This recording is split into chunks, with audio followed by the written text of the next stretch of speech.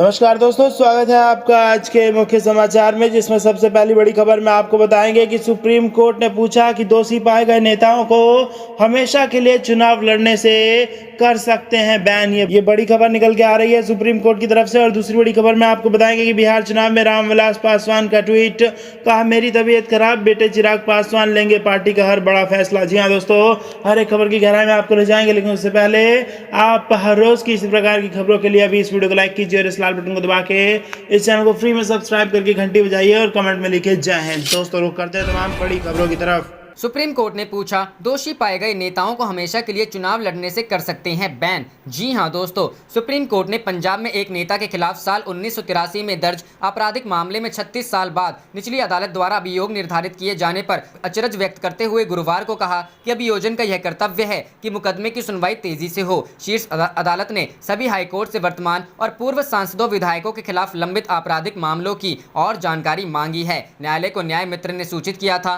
कि 4,442 मामलों में देश के नेताओं पर मुकदमे चल रहे हैं। इनमें से 2,556 आरोपी तो वर्तमान सांसद विधायक हैं। Justice NV. Raman, justice Suryakant और जस्टिस ऋषिकेश रॉय की बेंच ने अपने आदेश में कहा कि अब हाईकोर्ट्स को 12 सितंबर तक नेताओं के खिलाफ लंबित उन मामलों का विवरण ईमेल के जरिए देना होगा जो भ्रष्टाचार निरोधक कानून, धन शोधन रोकथाम कानून और कालाधन कानून जैसे विशेष कानूनों के तहत लंबित हैं। बेंच वर्तमान और पूर्व सांसदों विधायकों के खिलाफ लंबित मामलों का अवलोकन करेगी और इन मुकदमों की तेजी से सुनवाई के बारे में 16 सितंबर को हाईकोर्ट के चीफ जस्टिसों को आवश्यक निर्देश दे सकती है।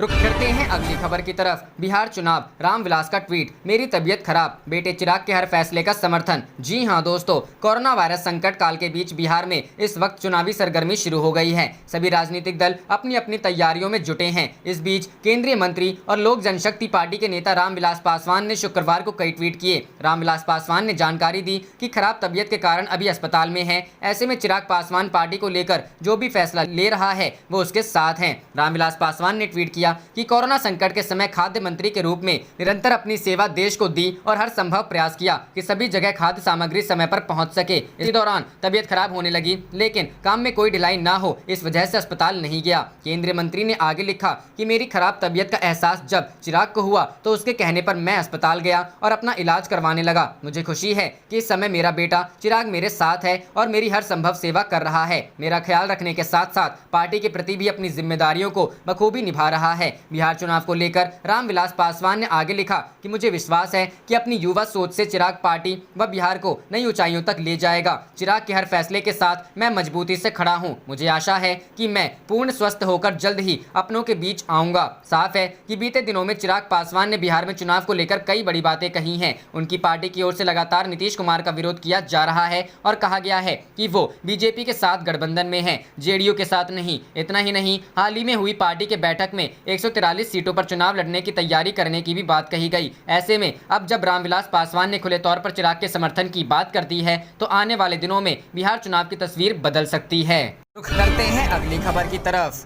मुख्यमंत्री की कुर्सी पर तेजस्वी यादव ही बैठेंगे, बाहुबली विधायक अनंत सिंह ने किया ऐलान। जी हां दोस्तों, बिहार में मोकामा के बाहुबली विधायक अनंत सिंह की राजद से नजदीकियां बढ़ती दिखाई दे रही हैं। अनंत सिंह तेजस्वी यादव को मुख्यमंत्री बनाने का दावा कर रहे हैं। उन्होंने कहा कि तेजस्वी को बिहार की जनता ने मुख्यमंत्री मान लिया है। इस बार वे उन्हें मुख्यमंत्री बनाने के लिए अपना पूरा समर्थन देंगे। मुख्यमंत्री की कुर्सी पर तेजस्वी ही बैठेंगे। अनंत सिंह ने कहा कि बस औपचारिकता ही बची है, जल्द ही पूरे मामले का औपचारिक ऐलान करेंगे। हालांकि नीतीश कुमार से रिश्ते खराब होने के बाद से ही अनंत सिंह लालू यादव और तेजस्वी यादव की तारीफ कर रहे हैं। वैसे यह पहले से ही तय नजर आ रहा है कि अनंत सिंह राजद के टिकट पर चुनाव लड़ेंगे। उन्होंने कहा कि वह इस बार राजद की टिकट पर बिहार विधानसभा चुनाव लड़ेंगे। साथ ही उन्होंने कहा कि इस बार वो तेजस्वी यादव को मुख्यमंत्री बनाएंगे और सत्ता की कुर्सी पर उन्हें काबिज करेंगे। अनंत सिंह ने कहा कि इस बार वे उन्हें मुख्यमंत्री बनाने के लिए अपना पूरा समर्थन देंगे।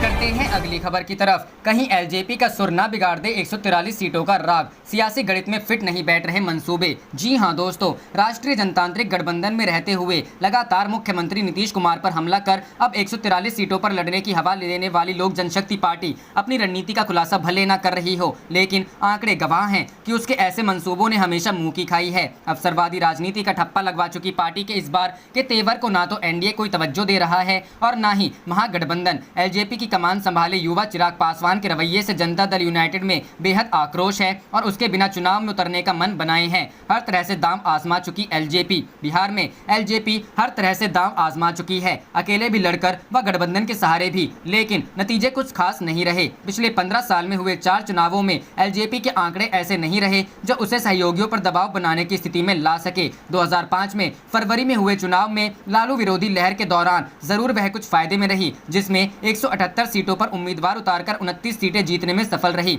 अब तक के सर्वाधिक 12.62% वोट भी उसी चुनाव में मिले। हालांकि वह जीत काम नहीं आई, सरकार ही नहीं बनी और विधानसभा भंग कर दी गई। इस बार चुनावी साल की शुरुआत से ही चिराग पासवान मुख्यमंत्री नीतीश के खिलाफ मुखर होते रहे हैं। उनकी पार्टी हर मौके पर नीतीश का विरोध करने से नहीं चूक रही है। वे नीतीश को मुख्यमंत्री का चेहरा मानने से पक्ष में नहीं है। एलजेपी संसदीय दल की बैठक में 143 सीटों पर प्रत्याशी उतारने की बात भी हुई। सीधे तौर पर तो नहीं, लेकिन पार्टी में जेडीयू के खिलाफ प्रत्याशी उतारने की बात भी चर्चा में आई, जबकि सहयोगी बीजेपी नीतीश के चेहरे पर ही चुनाव लड़ने की घोषणा बार बार कर रही है।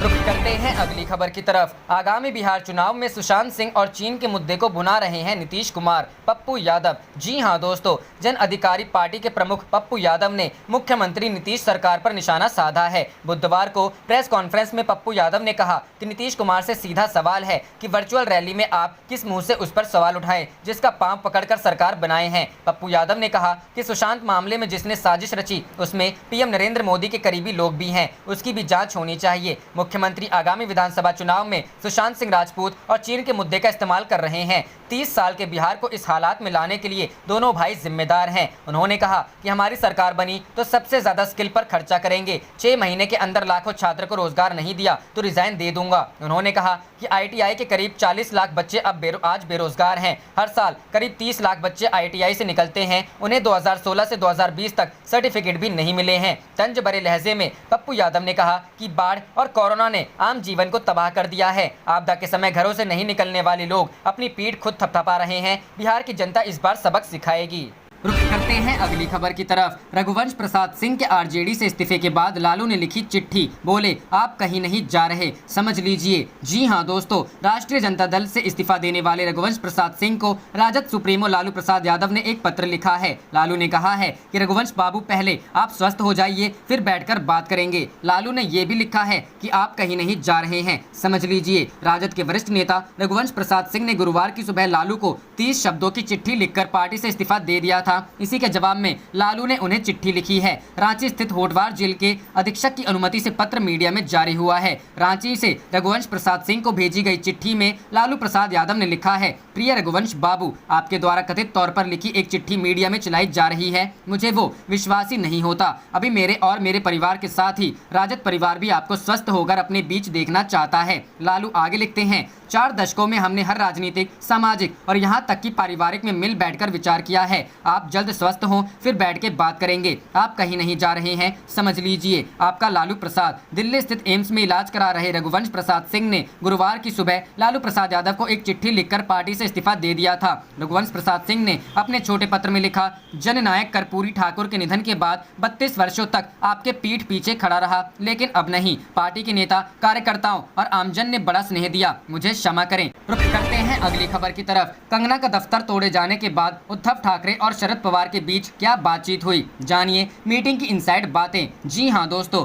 बृहन मुंबई महानगर पालिका द्वारा एक्ट्रेस कंगना रनौत के ऑफिस को गिराने के बाद उपजे विवाद ने महाविकास अघाड़ी के लिए मुश्किलें खड़ी कर दी हैं। इंडिया टुडे टीवी के सूत्रों के मुताबिक महाराष्ट्र में गठबंधन सरकार में एक प्रमुख भागीदार एनसीपी चीफ शरद पवार ने मुख्यमंत्री उद्धव ठाकरे से मुलाकात के दौरान कहा कि कंगना रनौत की टिप्पणियों के नजरअंदाज किया जाना चाहिए था। कल शाम हुई मुलाकात में शरद पवार ने उद्धव ठाकरे को सलाह देते हुए कहा कि अगर नजरअंदाज कर दिया जाता तो यह मुद्दा किसी भी अनुपात में ना उभर पाता। इसके बाद उद्धव ठाकरे ने शरद पवार से कहा कि कार्रवाई की जरूरत थी। ठाकरे ने साफ किया कि महाराष्ट्र सरकार को विपक्ष व्यवस्थित रूप से निशाना बना रहा है। उद्धव ठाकरे ने कहा कि भाजपा सुशांत सिंह राजपूत की मौत, कोविड-19 महामारी और पालघर लिंचिंग सहित विभिन्न मुद्दों पर कंगना रनौत जैसे प्यादों का इस्तेमाल कर महाराष्ट्र की सरकार को जानबूझकर निशाना बना रही है। शरद पवार से उद्धव ठाकरे ने कहा है कि सभी की छवि को जानबूझकर कलंकित किया जा रहा है, हमें अब इस पर एक्शन लेने की जरूरत है। सूत्रों ने कहा कि शरद पवार ने उद्धव ठाकरे की कार्रवाई का समर्थन किया, लेकिन यह भी कहा